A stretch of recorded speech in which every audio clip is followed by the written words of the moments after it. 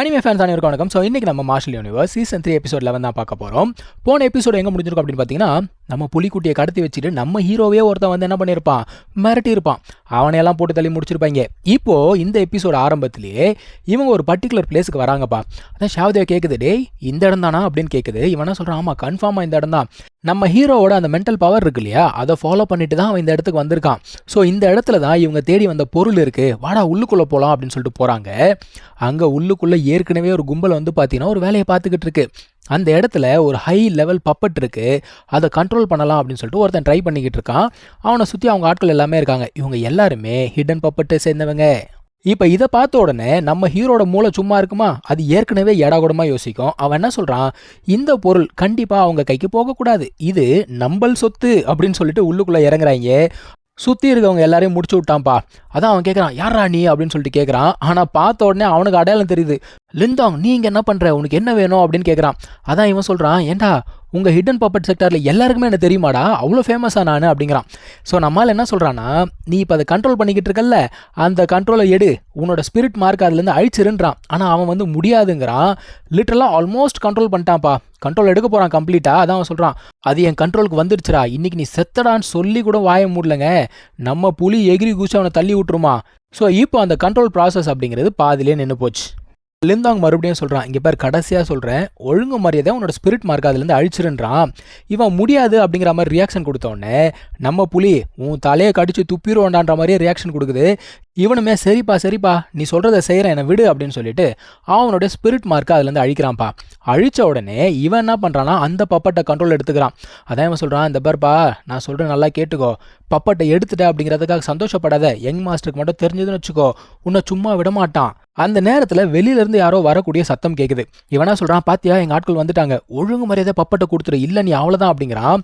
இவன் பேசிகிட்டே இருக்கும்போது இவன் கையை பிடிச்சி இழுத்துட்டு ஓட்டானுங்க. எங்கே ஓடுறானுங்க அப்படிங்கிறது தெரியல. ஆனால் உள்ளுக்குள்ளே வர்றது ஹிடன் பப்பட்டை சேர்ந்தவங்க கிடையாது, அந்த கிரேட் டீமன் செக்டரை சேர்ந்தவங்க தான் உள்ளுக்குள்ளே வராங்க. வந்தவொடனே இவங்கள பார்க்குறாங்க, யாரா இவனுங்க கீழே விழுந்திருக்காங்க, இவங்களாம் ஹிடன் பப்பட்டை சேர்ந்தவங்களாச்சே, ஒருவேளை அந்த பப்பட்டை இங்கேருந்து எடுத்துட்டாங்களோ அப்படின்னு யோசிச்சுக்கிட்டே இருக்கும்போது அந்த யங் மாஸ்டரும் உள்ளுக்குள்ளே வரான். இப்போ அவனா நினச்சிக்கிறான், என்னடா இவனுங்க நம்மளோட பொருளை எடுத்துக்கிறானுங்க, கொஞ்சம் கூட வெக்கமே இல்லாமல் நின்றுட்டு இருக்கானுங்களேன்ற மாதிரி அவன் பேசுகிறான். அதான் இவங்க சொல்கிறாங்க, எப்பா நீ சொல்கிற மாதிரிலாம் கிடையாது, இங்கேருந்து எந்த பப்பட்டையும் நான் பார்க்கல, நாங்கள் எதுவுமே எடுக்கல அப்படிங்கிறாங்க. ஆனால் வந்தவன் கேட்பானா, அவன் என்ன பண்ணுறான், ஸ்ட்ரைட்டாக இந்த ஒரு பொண்ணை போய் அட்டாக் பண்ணலான்னு பார்த்தா இவன் மேலே ஏதோ ஒரு ஆர்மர் வேறு இருக்குது.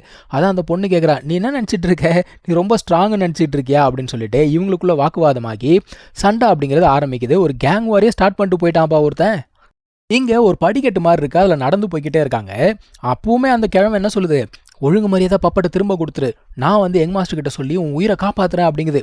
கீழே எட்டி பார்த்தா ஏதோ லைட் மாதிரி தெரியுது. என்னடா இருக்குது கீழே, வா போய் பார்க்கலாம் அப்படிங்கிறான். அந்த கிழமை என்ன சொல்லுது, ஐயோ கீழே நான் வரமாட்டேன், அந்த இடத்துல வந்து பயங்கரமான கோல்டு ஆறாக இருக்குது, உள்ளுக்குள்ளே போனால் நம்ம ஃப்ரீஸ் ஆகி செத்தே போயிடுவோம், அதாவது ஸ்ட்ராங்கான ப்ராக்டிஷனராக இருந்தால் மட்டும்தான் உள்ளுக்குள்ளே போக முடியுமா, நான் வரவே மாட்டேன் அப்படிங்குது. நம்ம ஹீரோ பார்க்குறான், நீ வரமாட்டேன்னு கத்துற பார்த்தியா, அப்போ தான் உன்னை கூப்பிட்டு போகணுன்னு எனக்கு ரொம்ப ஆசையாக இருக்குது, வாடா போகலான்னு சொல்லிட்டு அவனை பிடிச்சி உள்ளே தள்ளி விட்டுருவானா. தள்ளி விட்டுட்டு இவனும் குதிச்சிட்டான். வேகமாக கீழே போகும்போது அந்த கிழவன் என்ன பண்ணுது, நம்ம ஷாவியனோட வாழை பிடிச்சிக்கிட்டே போகுது. கீழே போன உடனே அந்த புலி என்ன பண்ணுதுன்னா அவனை தூக்கி போட்டது தூரமாக.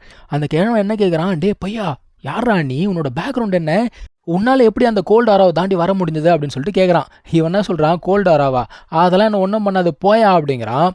இப்போது அந்த இடத்துல பார்த்தீங்கன்னா ஒரு தூண் ஒன்று இருக்குது. இவன் வேகமாக அங்கே ஓடுறான். போய் பார்த்தா அந்த இடத்துல இவன் தேடி வந்த ஆன்செஸ்ட்ரல் சீலை காணும். என்னடா இது, இவ்வளோ தூரம் கஷ்டப்பட்டு வந்தோம், சீல் இல்லையே அப்படின்னு சொல்லிட்டு வருத்தத்தில் இருக்கான். அந்த டைமில் அந்த கிழமை என்ன சொல்லுதுன்னா, இந்த ஒரு ஏன்ஷியன் மானுமெண்ட் வந்து இது வரைக்கும் பல முறை ஓப்பன் ஆயிருக்கு, இங்கே ட்ரெஷர் அப்படிங்கிறது இருந்தால் கண்டிப்பாக எவனா ஒருத்தன் எடுத்துகிட்டு போயிருப்பான், அதுனா உனக்காக வெயிட் பண்ணிக்கிட்டு இருக்குமா அப்படின்னு கேட்குறான். இவன் பார்க்குறான், இந்த ஆளுக்கு ஏதோ ஒரு விஷயம் தெரிஞ்சிருக்கேன்னு சொல்லிட்டு வந்து கழுத்தை பிடிச்சி தூக்கிறான். ஒழுங்கு மரியாதை உண்மையை சொல்லு, இங்கே இருந்த ட்ரெஷருக்கு என்ன ஆச்சு, யார் கொண்டு போனது அப்படின்னு கேட்கும்பொழுது 3 வருஷத்துக்கு முன்னாடி இந்த ஏன்ஷியன் மானுமெண்ட் ஓப்பன் ஆகும்போது இவங்களோட மாஸ்டர் வந்திருக்காங்க, அதாவது அந்த யங் மாஸ்டருடைய அப்பா. அவன் வந்தப்போ இந்த இடத்துல இருக்கக்கூடிய அந்த ட்ரெஷரை எடுத்துகிட்டு போயிட்டான். அப்பத்துலேருந்து 3 வருஷமாக அந்த ஆள் பார்த்தீங்கன்னா கதவை மூடிட்டு உள்ளுக்குள்ளே தான் இருக்கான்.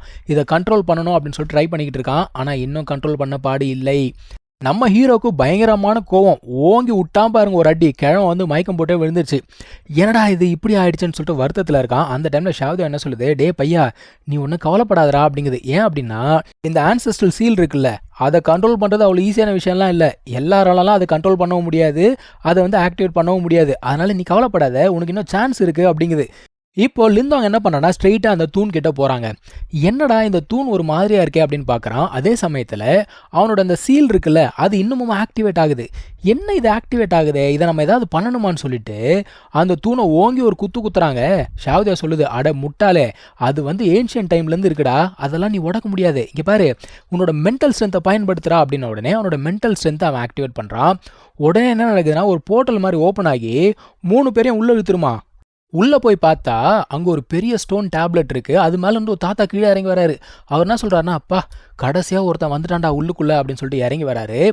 வந்த உடனே நம்ம ஷாவ்தேவை பார்த்து கேட்குறாரு, நீ வந்து ஹெவன்லி டீமன் தானே அப்படின்னு சொல்லிட்டு கேட்குறாரு. அவருக்கு ஷாவ்தேவை பற்றி நல்லா தெரியுது. ஷாவ்தேவா ஆமாம் அப்படின்னு சொன்ன உடனே அடுத்து நம்ம ஹீரோ கிட்ட வராரு. நம்ம ஹீரோக்கு என்னன்னா வெளியில் அவன் எடுத்துகிட்டு போயிட்டான்ல, அதனால் அவனுக்கு வருத்தம். ஆனாலும் அவரும் என்ன சொல்கிறாரு, அதெல்லாம் நீ ஒன்றும் கவலைப்படாத, அவனால் அது கடைசி வரைக்கும் ரிஃபைன் பண்ணவே முடியாது. ஏன்னா அதை ரிஃபைன் பண்ணணும் அப்படின்னா அதுக்கு என்னுடைய அப்ரூவல் வேணும் அப்படிங்கிறாரு. இப்போ மனுஷன் என்ன பண்ணுறாரு, இவனோட மைண்டுக்குள்ளே போய் இவனோட வாழ்க்கையை பார்க்குறாரு. இவன் என்ன மாதிரி ஒரு வாழ்க்கையை வாழ்ந்திருக்கான், இவன் எப்படிப்பட்ட ஒரு மனுஷன், வாழ்க்கையில் என்னென்னலாம் கஷ்டப்பட்டிருக்கான், இவன் நல்லவனா கெட்டவனா, இது எல்லாத்தையும் அலசி ஆராயிறாரு. இதெல்லாம் பத்தாததுக்கு இவன் கையில் ஒரு ஸ்டோன் இருக்கு இல்லையா, இந்த ஸ்டோனுமே இந்த மனுஷனுடைய தானா. அதான் அவர் சொல்கிறாரு, ஏகப்பட்ட சீக்ரெட் வச்சிருக்கடா நீ உனக்குள்ள.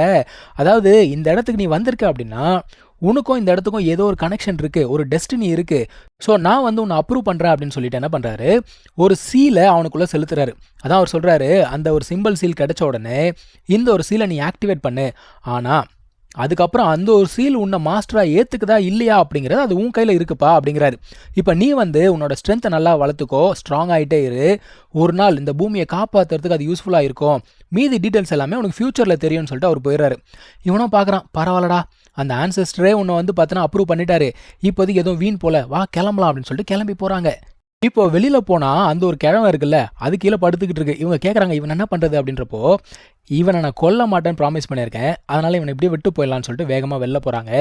வெளியில் 2 பேர், அதாவது 2 கேங்கும் பயங்கரமாக சண்டை போட்டுக்கிட்டு இருக்கு. இவன் மறுபடியும் கேட்குறான், ஒழுங்கு மரியாதை என் பப்பட்டை திரும்ப கொடுத்துன்றான். அந்த பொண்ணு என்ன சொல்கிறா, டேய் நான் அதெல்லாம் பார்க்கவே இல்லடா அப்படிங்கிறா. அவன் கேட்குற மாதிரி தெரியல. இவனுமே அந்த கையில் ஒரு பப்பட் இருக்கு, அதை யூஸ் பண்ணி சண்டை போடலான்னு பார்க்குறான். அந்த டைமில் இவங்க 2 பேருக்கு நடுவில் நம்ம ஹீரோ வேகமாக பறந்து போவானா. இவனுங்க பார்க்குறானுங்க, டேய் இந்த பையன் எங்கடா இங்கேருந்து போகிறான், முதல்ல அவனை ஃபாலோ பண்ணுங்கடா அப்படின்னு சொல்லிட்டு பின்னாடி ஓடுறானுங்க. வெளியில் போன உடனே மறுபடியும் அவன் பார்த்தீங்கன்னா பப்பட் வச்சு அட்டாக் பண்ணுறான். ஆனால் அந்த பப்பட்டை அடித்து தூரம் போட்டான் நம்ம ஹீரோ. அதான் கேட்குறான், என்னடா பிரச்சனை உனக்கு, எதுக்குடா என்னை துரத்திட்டு வர அப்படின்னு சொல்லிட்டு ஹீரோ கேட்குறான். அவன் என்ன சொல்கிறான், உள்ளே இருந்த ஹை லெவல் பப்பட்டை நீ தான் எடுத்தியா அப்படின்ன உடனே, ஆமாம் நான் தான் எடுத்தேன், என்ன இப்போ அதுக்கு அப்படின்னு கேட்குறான். ஆக்சுவலாக இந்த இடத்துல இருக்க பொருள் வந்து யாருக்குமே சொந்தம் கிடையாது. இது வந்து ஏன்ஷியன் மானுமெண்ட். இங்கே உனக்கு திறமை இருந்துச்சு அப்படின்னா அந்த ஒரு பொருளை நீ எடுத்துக்கலாம், அது உனக்கு சொந்தம். எந்தெல்லாம் யாருமே சொல்ல முடியாது. அதை தான் நம்ம ஹீரோவும் சொல்கிறான். ஆனால் ஆப்போனன்ட் கேட்குற மாதிரி தெரியல, சண்டை போடலான்னு பார்க்குறானுங்க. நம்ம ஹீரோ இப்போ தான் வந்து ஜேட் தண்டர் பாடிலாம் வச்சிருக்கானே. ஸோ அவன் ஒரு பக்கம், நம்ம ஷாவியான் ஒரு பக்கம்னு சொல்லிட்டு பயங்கரமாக அடித்து அவனை படுக்க வச்சிடறாங்க. அந்த யங் மாஸ்டர் என்ன பண்ணுறான்னா அவனுடைய பப்பட்டை வெளியில் எடுக்கிறான். இப்போ நம்ம ஹீரோ அந்த ஹை லெவல் பப்பட்டை வெளியில் எடுத்து அதை ஆக்டிவேட் பண்ணி விட்டுறான்ப்பா. அது போய் அடித்து அடியில் அவன் எங்கேயோ போய் விழுந்துடுறான். ஒருத்தனாலையும் சமாளிக்க முடியல. அவன் லிட்டரலாக பார்க்குறான், உனக்கு இவ்வளோ தைரியம் ஆகிடுச்சா, அவனுக்கு ஒரு பப்பட்டை எடுத்துட்டு அப்படிங்கிறதுக்காக திமிரா நடந்துக்கிறியா ஆவுன்னு கத்துறான்.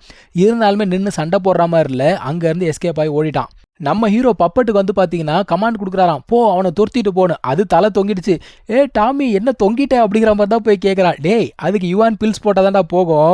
இது வந்து பார்த்தீங்கன்னா ஏதோ ஹை லெவல் சிசி வண்டி மாதிரி கொஞ்சம் பெட்ரோல் போட்டால் அடுத்த பெட்ரோல் பங்க் வரைக்கும் தான் போகும் போல தெரியுது. எவ்வளோடா குடிக்கும் இதுன்ற மாதிரி அவன் நின்றுட்டு இருக்கான். வேணாம் அவன் பிரச்சனையை அப்புறம் டீல் பண்ணிக்கிறேன் அப்படின்னு சொல்லிட்டு அதை எடுத்து உள்ளுக்குள்ளே வச்சுட்டான்.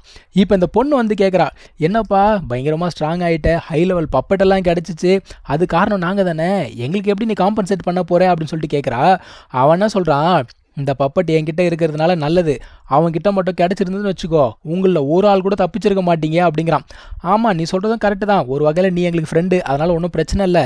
சரி, அடுத்து என்ன பிளானு, நீ வந்து வரியா அப்படின்னு சொல்லிட்டு கேட்குறா. எங்கே ஆத்தா வரணும் அப்படின்னா, இந்த ஏன்ஷியன்ட் மானுமெண்ட்டில் ஒரு பிளேஸ் இருக்குது, அங்கே வந்து கிரியேஷன் லெவல் டெக்னிக்ஸ் அப்படிங்கிறது கிடைக்கிறதுக்கான வாய்ப்பு இருக்குது. இப்போ எல்லாருமே அங்கே தான் போயிருக்காங்க, நானும் அங்கே தான் போகிறேன், நீ வரியா அப்படிங்கிற மாதிரி கேட்குறா. இவன் என்ன சொல்கிறான், நான் வரேன், ஆனால் நான் வந்து தனியாக வரேன், ஏற்கனவே எனக்கு ஏகப்பட்ட எனிமீஸ் இருக்காங்க, நீ என் கூட வந்தனா உன்னையும் சேர்த்து டார்கெட் பண்ணுவாங்க, நீ முன்னாடி போ, நான் கிளம்பி வரேன் அப்படிங்கிறான். ஓகேன்னு சொல்லிட்டு அவங்க தனியாக போக இவங்களும் கிளம்பி போகிறாங்கப்பா. இங்கே தான் இந்த ஒரு எபிசோட் முடியுது. நம்ம அடுத்த எபிசோடில் மீட் பண்ணலாம். தேங்க்யூ ஸோ மச் ஃபார் வாட்சிங். Take care.